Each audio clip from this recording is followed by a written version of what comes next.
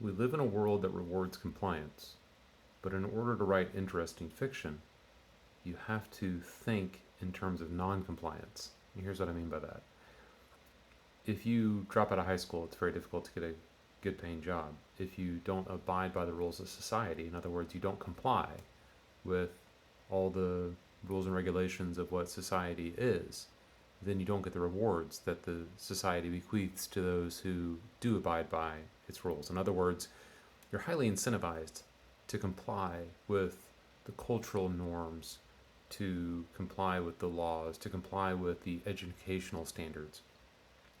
However, in fiction, you have to take all that and throw it out the window because in order to write things that are interesting, it needs to be about people that are not complying, whether it's your protagonist or your antagonist. Of course, your antagonist is not complying with culture and the rules and regulations because that's why they're the antagonist. But then your protagonist also has to break the rules in order to defeat the antagonist, right? So it's an interesting thing in that we live in a world that rewards compliance, but yet to write interesting fiction, you have to be able to chuck it all in the bin and think in terms of non compliance. It's an interesting dichotomy.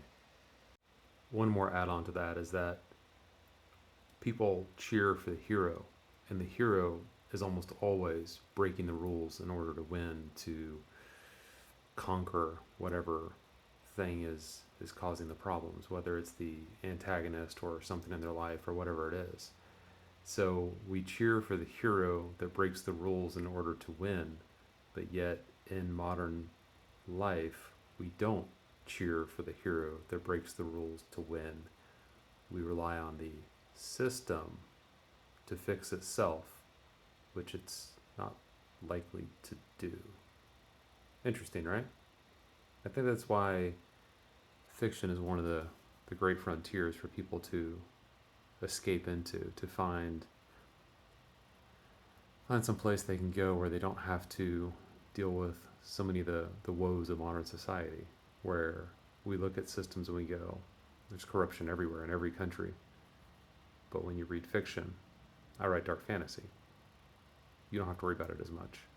It's a temporary, safe place to see somebody do the outlandish, the incredible, and save everybody, right?